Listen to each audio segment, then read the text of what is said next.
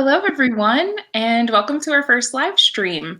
My name is Joy Davis. I'm the manager of adult and community programs here at the Walters Art Museum. And today we are talking about Japanese tea practices with Dany Chan, assistant curator of Asian art at the Walters Art Museum. I'm so excited to talk with you today, Dany. Hi, thank you, Joy. Hi, everyone. I'm also very excited to be here to introduce to everyone one of my most favorite Japanese teapots that I found in the collection. Yeah, and you have a photo to share with us today. Yes, I do.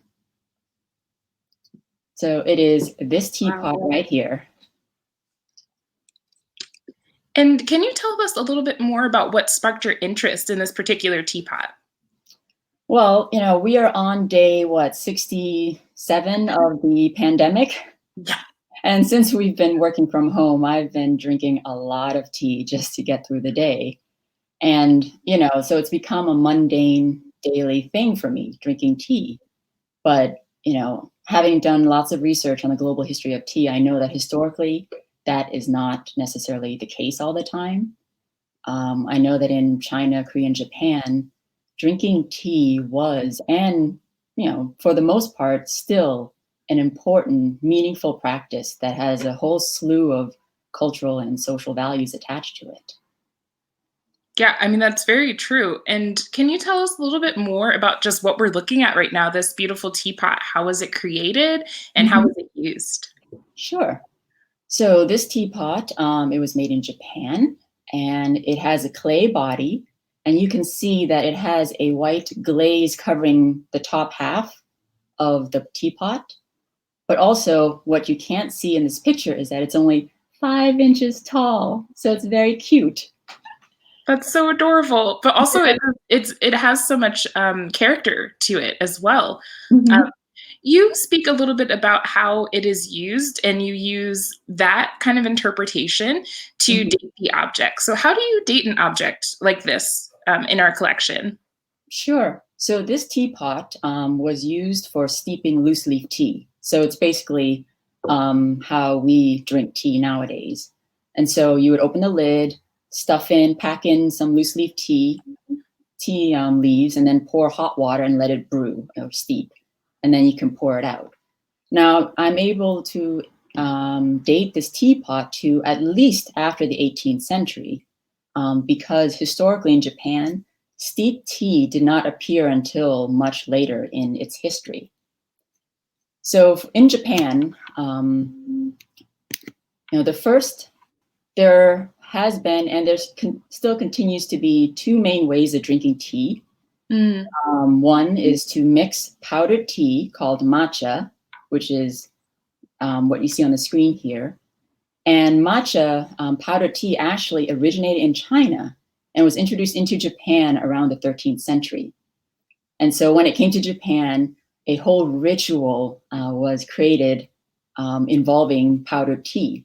And you may have heard of the Japanese tea ceremony. That's what the Japanese tea ceremony involves, powdered tea. However, 400 years later, in the 17th century, steep tea, again originating from China, was again introduced into Japan. And drinking steep tea became popular in Japan by the 18th century. So that's how I was able to date the teapot to at least 18th century, more like but for this teapot in particular, was in the mid 19th century that it was made. And so just the difference, the names for these particular teas, I know that people are familiar with matcha, the powdered tea, but could you describe to us a little bit of the difference between the names? Yes. So powdered tea is called matcha in Japanese. Steep tea is called sencha, and it just means, powdered and loose leaf, for example. However, with the introduction of sencha in the 17th century, there was a whole sort of like perfect storm of factors that helped to make sencha tea popular at that time period. So some of you history buffs out there may know that, in the 17th century, there was a new government that took power in Japan that was headed by the Tokugawa shoguns. And so the shoguns had, they were inspired by China at that time. And so they modeled their government after the Chinese government. And along with that, they also adopted the Chinese system of education. And that involved scholars passing examinations in order to become politicians. Which is so wild to think about, a new class of folks being scholars. Yeah, and scholars became part of the elite social class in 17th century Japan.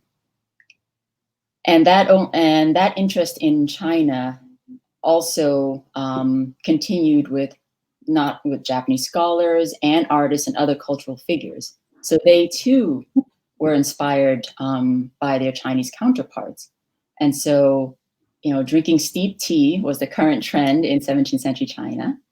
And so Japanese scholars and artists also drank steep tea. They also practiced, Chinese styles of painting, reciting poetry, etc. It's really interesting to hear that tea kind of opened up this chasm of cultural exchange. And I'm guessing that it would actually have there would be a shift in lifestyle change as well. Can you discuss that a little bit more about that lifestyle change that steep tea brought to Japan? Yes, and you're absolutely correct when you use the word cultural shift. So I have a wonderful painting that captures this perceived lifestyle. So this is a painting by a Japanese artist, and it's depicting a group of Chinese scholars. And here you have these scholars dressed in loose robes, lounging against rocks under a pine tree in nature, and they're drinking steep tea. And so what we get from this painting is a perceived lifestyle that was, casual, laid back, bohemian, one with nature. And this was the lifestyle that they were aiming to mimic. And one of the reasons why this more bohemian lifestyle became popular amongst the cultural elite at this time was the fact that by the 17th century, the Japanese tea ceremony of, drinking powdered tea became too formal, too rigid, too ritualized for its critics. And so those who were drinking steep tea in Japan, this was sort of like their little rebellion against this formality. And that is why, there is this rich cultural and social context with drinking tea, steep tea primarily. And it seems, through this painting and just through how you're talking about this cultural shift, it seems like it kind of flourished a little bit more, right? There was even this engagement of rebellion because you could do it in public. Yes. Tea drinking has been and continues to be a way to, form community. It is sort of like a community building practice. It's analogous to, even in Asia today, there are still public tea houses where you can go to be alone yet be with others. And so it's almost analogous to what we have here in the United States with, coffee shops and coffee houses.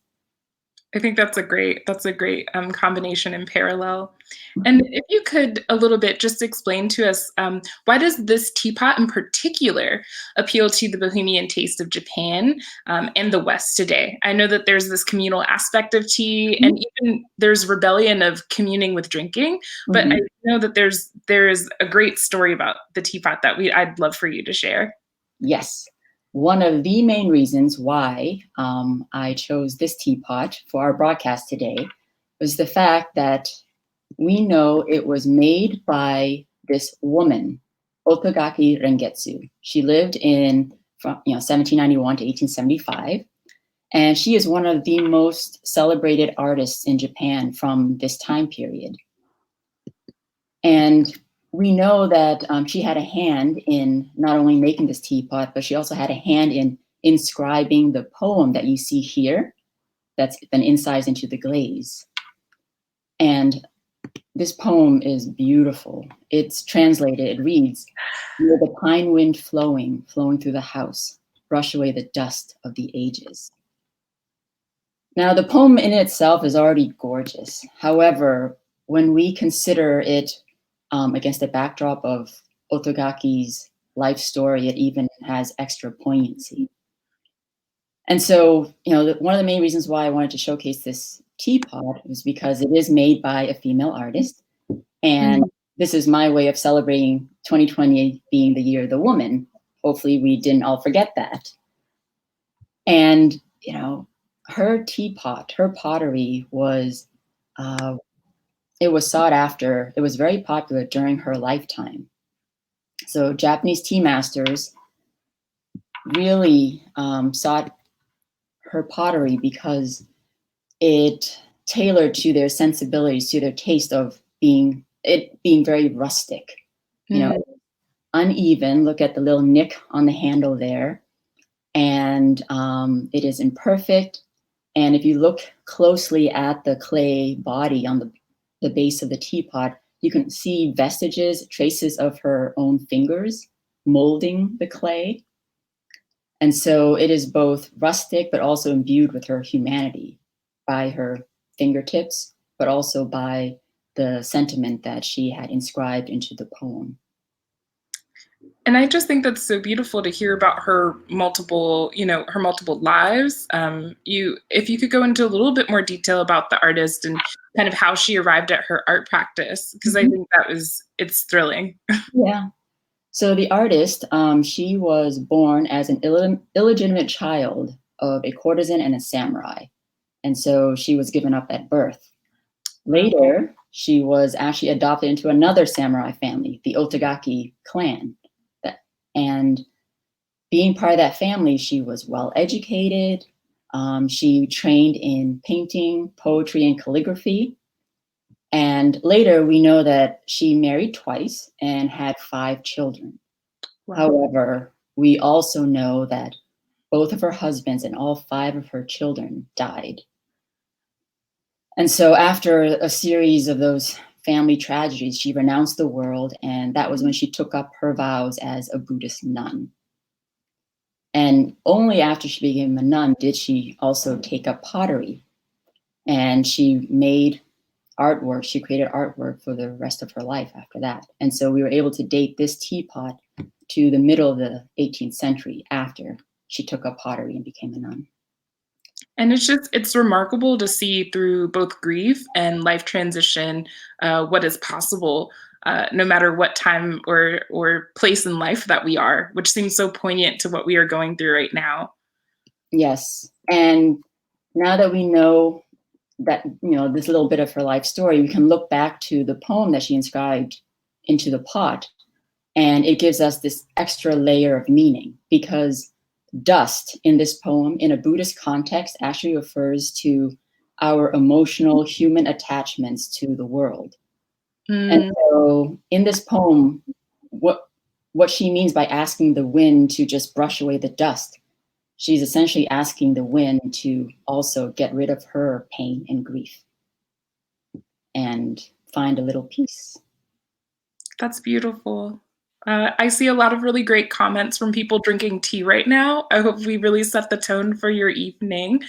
And one question from, drinking tea, doing my Chinese homework, watching Walter's program. Perfect. We love being a part of your ritual for the day. And one question from CJ Smith, is there a strainer in the pot? Yes, there would be. Unfortunately, we don't have an image of the inside of the pot, but yes, there would be a strainer. So then you just pour out the liquid. Yeah, and I think that's a great question when we, and I think it's awesome that our audience is thinking about the insides and the outsides of the objects. Yes, but from this time period, the strainer would not have been something that was detachable. It was part of how the teapot was made, and there would have been little holes that was put in there to strain the liquid. Awesome. No, I'm just filled with so much new information. I want to thank you, Dany, for being here and guiding us through this expansive history of steeped tea and the story of an exceptional woman's resilience and talent. I have learned a lot today myself in doing this project and talking with you and about our own collection. And it really does speak volumes to the cultural relationship between China and Japan And we also want to thank our digital team at the Walters for their amazing work on putting this together. And we just want to give you a good afternoon, good evening, and goodbye for now. Bye. Bye, everybody. Thank you.